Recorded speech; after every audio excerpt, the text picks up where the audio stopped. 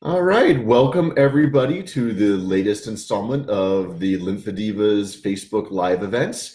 This one is a little bit different than the ones that we have done in the past. Tomorrow is my sister's birthday, and for those of you who aren't as familiar with the story of LympheDIVAs, it was my sister Rachel and another woman, Robin Miller, who were the original founders of the company, both women who suffered breast cancer and lymphedema, and that was really the impetus sort of why we got started. And for many years recently, we have been honoring my sister Rachel, who did pass away from her breast cancer about a year and a half after she started LympheDIVAs. But we've always done a birthday sale for her. It's the birthday, at least for me, is the day that I like to commemorate about her. Those are the memories of her life and her living and the things that she's done that were important to me. And not just me, but I've got another couple of guests with me today. My father, Dr. Howard Levin. Hello. And my mother, Judy Levin. Hi, everyone. And I thought that this sort of would be a neat opportunity to really kind of honor Rachel by talking about her and getting some stories of who she was as a person, why she had created LympheDIVAs a little bit, but really just a little bit more insight into celebrating the life of my sister. Now, my sister was almost 6 years older than me. So the early stages of her life is something that I was not around for. And that's another big reason why I brought my parents along with me so that they could tell some of those stories as well.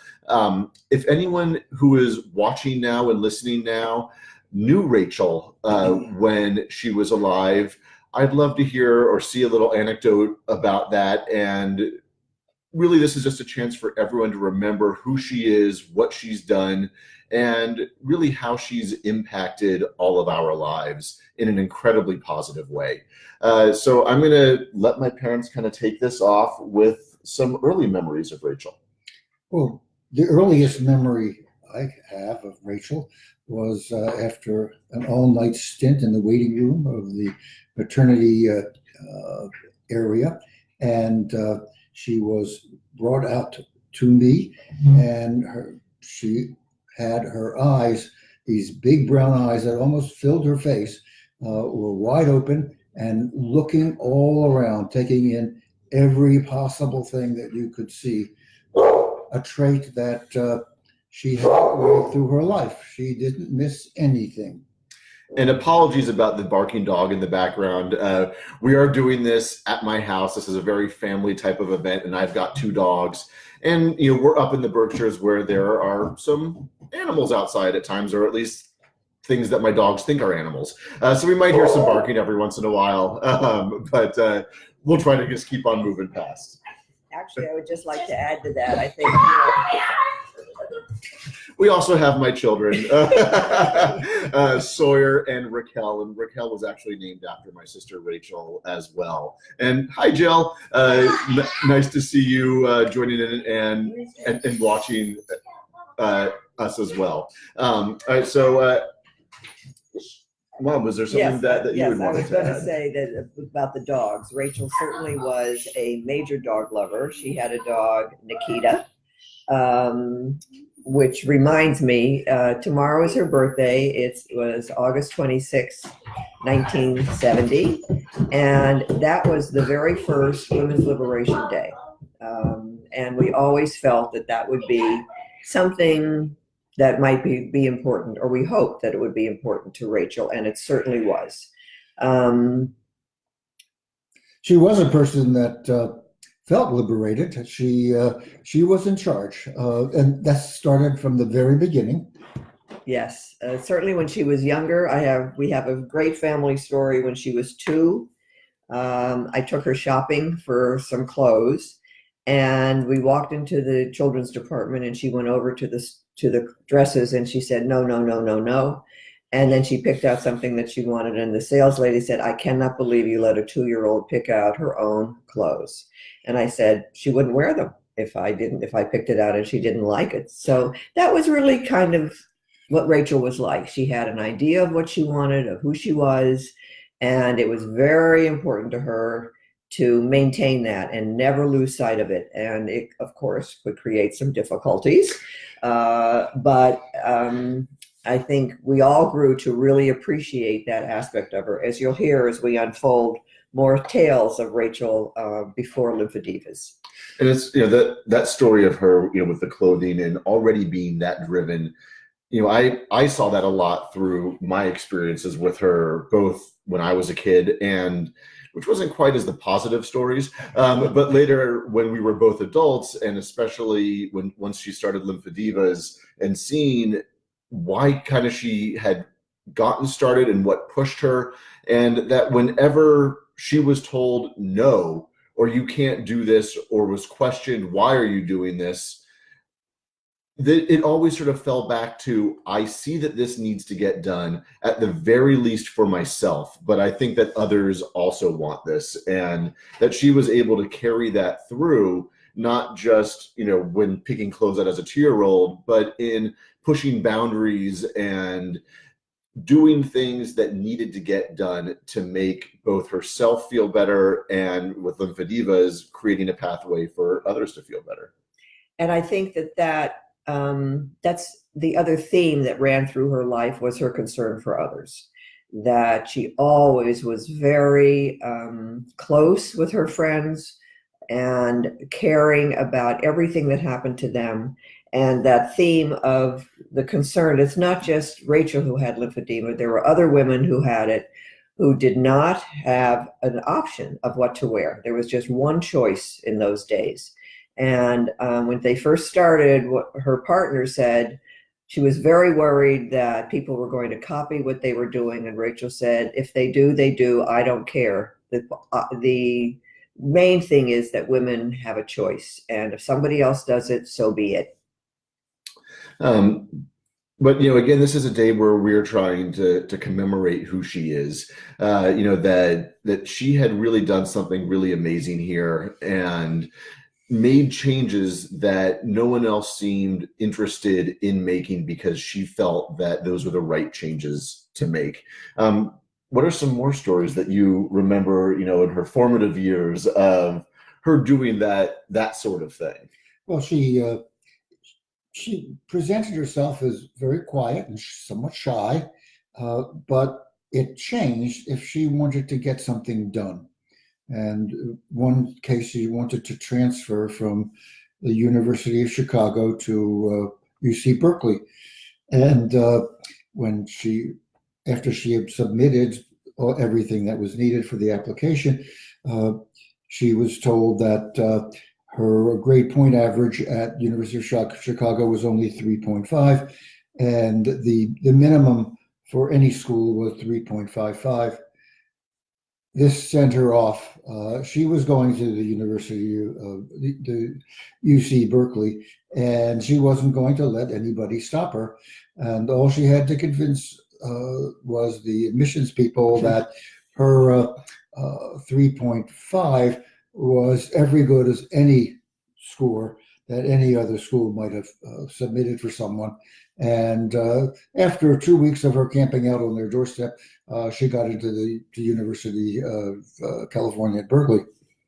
Yeah, unfortunately, a lot of my memories of Rachel when we were younger were, I was more on the receiving end of that sort of attitude, which, both as a little brother, it's difficult, that she made things hard, but as an adult, when she was making her own careers, that attitude really allowed her to see things and do things and push both herself and the work that she was doing in directions that I think many folks would consider upstream.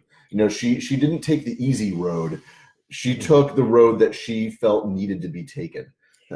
Actually, I was just remembering when she took shop in 8th grade, she made a wooden plaque, and it said perseverance or persistence. Which was it? Persistence or perseverance? I can't remember. Persistence. And that's exactly what she was like. If she had in mind that she wanted to do or should do or could do or would do something, she would do it, come hell or high water. That was it. Even when she got to LympheDIVAs and she was told that she wanted to make prints on the sleeves, and she was told that you can't do it with the materials that these sleeves were made of. And she didn't believe anybody. She was told about maybe a dozen times that she would go over the internet and see where something that looked like it, but then again, she was shot down. Well, after talking to these dozen or so people and a number of experiments, lo and behold, she got a product that had compression and that had beautiful prints.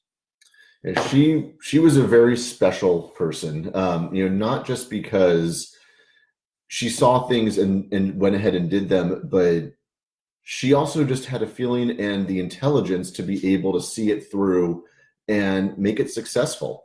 And that was a big part of what LympheDIVAs is about, what we're about, that we don't always do the easy thing, but what we try and do is the right thing. And whether that is in making the garments the way that we do, doing the fitting that we do to make sure that they're working appropriately, trying to really address not just the medical side, but the quality of life end of things. Those are all the pieces that kind of come together that not just tell the story of LympheDIVAs, but tell the story of who Rachel was. And that's something that I try and continue every day that I keep going to work and, trying to get these garments out there and do things that you, as the folks that are, dealing with the disease, would like to help better manage it and make everybody feel a little bit better. And that's why on Rachel's birthday, we do this big sale. This is the biggest sale that we do, at any point throughout the year.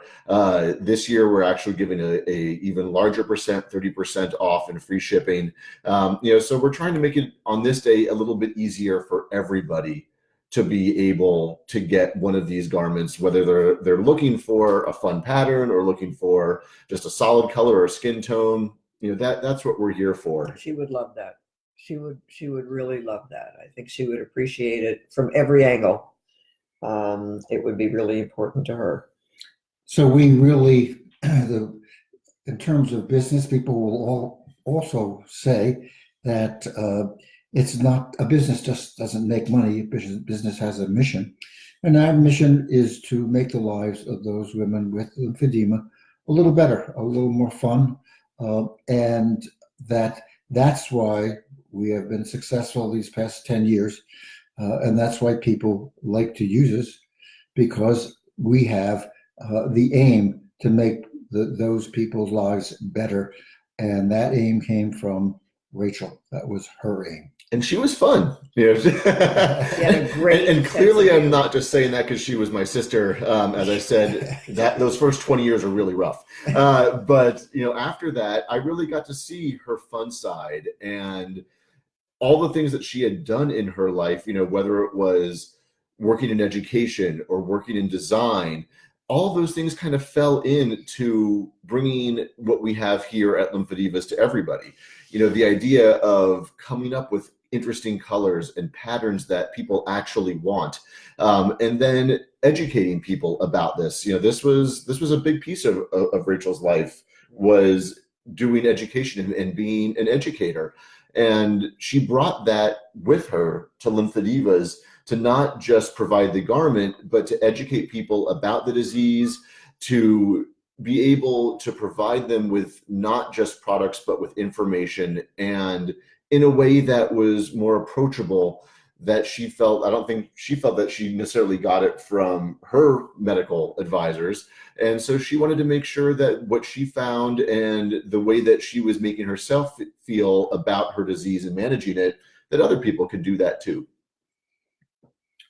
And clearly, she expressed more than once that founding LympheDIVAs was the most important thing that she had done in her life.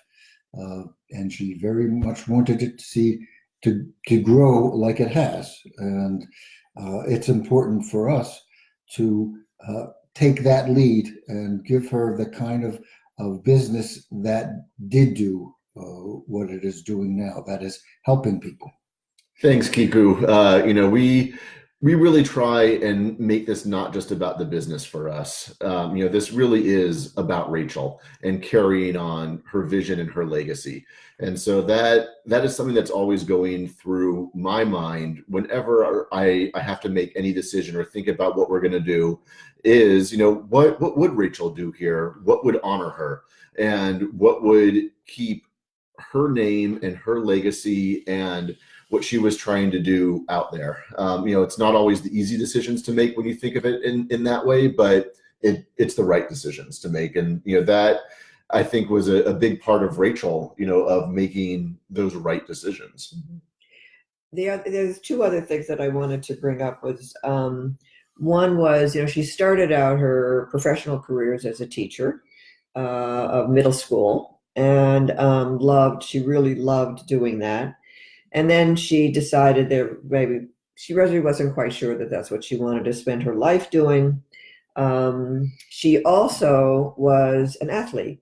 And this is really how she began to think about the construction of the LympheDIVA sleeve, if I'm correct. Mm-hmm. She was a triathlete. And when they told her that she would need to wear a compression sleeve, and she saw what was there available, she said, it doesn't even come in black. And she couldn't believe it. And she couldn't believe that athletes wear sleeves that have breathability and wicking capabilities and feel not like a bandage and like an ace bandage. And she really worked very, very hard to find someone in this country who could help her design the sleeve that she wanted to make. And that's another piece is she wanted it to be in this country. She did not want it anywhere else but in the United States. So that was pretty limiting in those days. And still is today, but yes. We still maintain Yes. every piece of the manufacturing cycle, whether it's from our yarn to the knitting, to the finishing, to the shipping, all of that is here in the USA. Right. And the other thing that she did was after she taught and did some graphic design work in Philadelphia, she began to think about making documentaries. She wanted to become a documentarian, but not a public documentarian, but for people, for families, for nonprofit businesses to gather their history. She was very interested in history and how things began, which is sort of interesting, I think, now that I say that. So her business then was called Story Disc, and she did that for about 4 or 5 years, I think. So she created that business, and then she went on to create LympheDIVAs. So she has this not just artistic creativity, but I think her entrepreneurship is also pretty creative as well. And I mean, I wish I could have learned more from her. Don't we all? I wish she was still here, but I am still unbelievably thankful for what she started, what she has allowed me and my parents to continue, and what we keep trying to do to even further what she has done and expand our reach and help more people. If anybody has any questions or comments that they'd like to say, be more than happy to talk. Otherwise, I just want to remind everyone that tomorrow, August 26th, is her birthday, and we will be having a very big site-wide sale at LympheDIVAs.com. If there are any questions about sizing, we have the fitter's aid on our website that you can use if you know what level of compression class you need. If you know the compression class but are unsure about sizing and you know your measurements, give us a call. We'll be around between 9 a.m. and 5 p.m. tomorrow to help. We hope to see a lot of you and hear from a lot of you and continue year after year in celebrating Rachel, who she was, and who we remember her to be, and what we do to keep that memory alive. Was there anything else that you guys had wanted to add? I think we've covered everything that that we had talked about. The only other talent she had, I would say, is her baking. She was a very wonderful baker. In fact, when she applied to UC Berkeley, you had to be a resident to get the state tuition. And so she worked for a year at a very famous bakery in Berkeley and honed her skills, I would say. And then she worked on a fundraiser for the Lymphoma Leukemia Society. And as a thank you gift to all the people who donated money for her, she baked cookies and cakes and sent them to every single person who had contributed on her behalf. And I think that this also brings up how she looked at her skills. Her skills were there to help people, and that when she was in high school, she worked on the school newspaper, and she wrote an op-ed piece on baking as an expression of love. And so, again, this fits with who she was and how she looked at all the skills, and that it all was projected as helping people and making people feel better. And I think that is a wonderful way to leave this video with the memories of Rachel wanting to help, and that feeling of wanting to be out there, of helping people and loving people. That's something that we strive to reach that level every day here. And ultimately what we are doing is for other people. And that's what we try and continue. And by remembering Rachel on her birthday in this very positive light, that's what we're trying to do. So thank you everybody who joined in. If there are ever any questions afterwards, you can always reach us via email from info@lymphedivas.com, or you can give us a call at our office at 866-411-DIVA. That's 866-411-3482. And thank you again for everyone who joined us this evening to listen to us tell some stories about Rachel. But thank you again. Thanks again. Good night. Good night.